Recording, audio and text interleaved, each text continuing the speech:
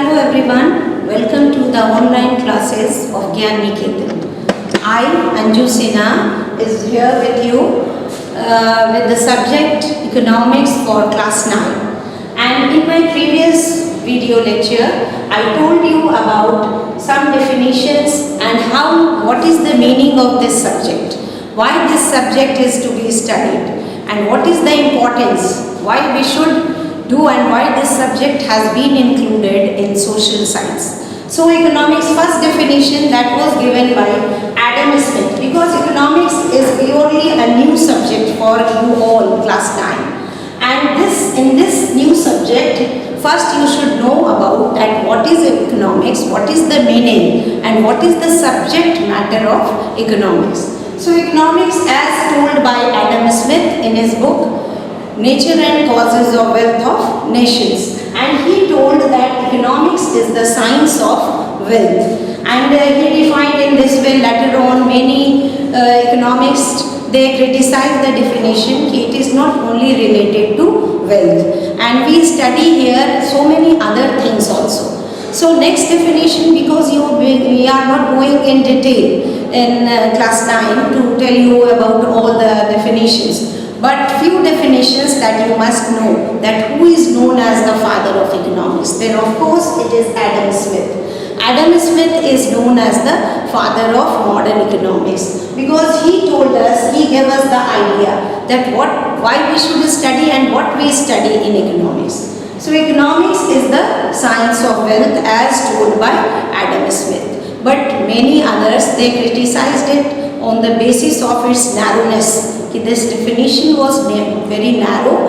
and it was not including all the subject matter of economics. Later on it was defined, or it was definitions were given by Professor Marcel and so many others. But here one more definition that I am going to mention here is the definition given by Lionel Robbins.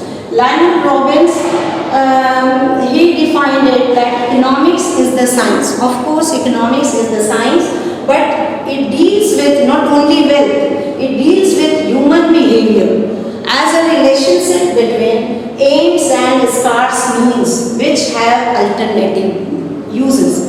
So what he wanted to say that of course economics is a science, but it does not deal only with the wealth. It deals with human behavior, how people behave.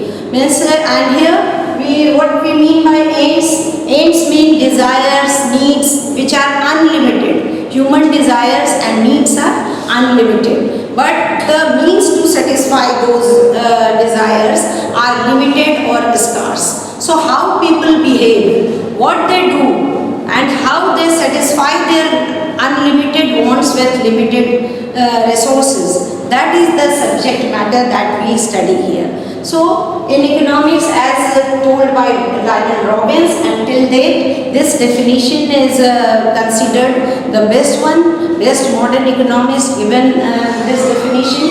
Economics is the science which deals with human behavior as a relationship between aims and scarce means. The means or resources are limited and which can be used, which have alternative uses. The one resources can be used for various purposes, for making various goods, to satisfy so many of our wants. But how people behave, what they do, how they satisfy their unlimited ends, what they do with their unlimited needs.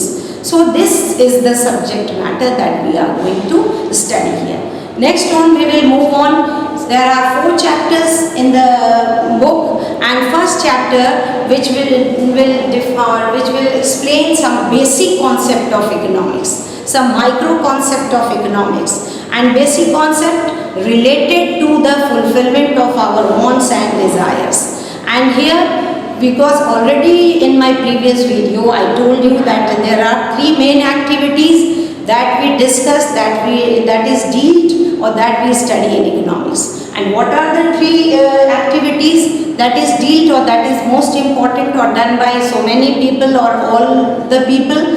The activities of production of goods and services. Why goods and services are produced? Of course, goods and services are produced to fulfill the needs of the people. Then consumption of those goods and services make us to satisfy our unlimited needs. So then the second activity which is common or which is done by everyone is consuming or using those produced goods and services.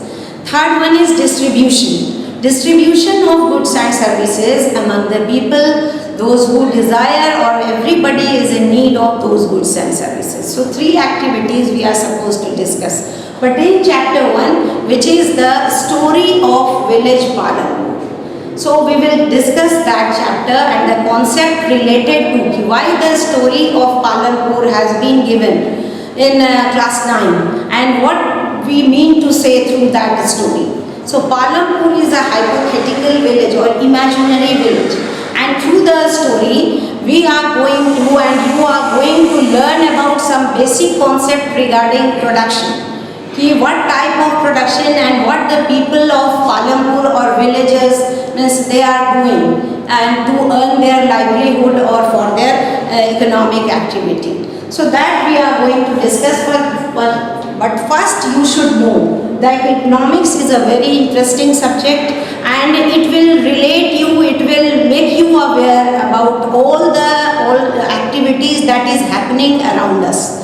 So this subject is very interesting and very good and will make you knowledgeable, aware, informed about the activities that have kept the people busy and that have made the people giving them the livelihood and giving them to meaning for their life, what they should do, how they should behave, how they can satisfy their growing needs or unwanted needs which is growing, is still growing. So here we are going to study that in economics our needs are unlimited, but the resources that we have got or that is present before us, they are limited and we have to use it rationally. We have to use our the demands or the desires which is more important, which is more compulsory, that has to be satisfied first. And in this way we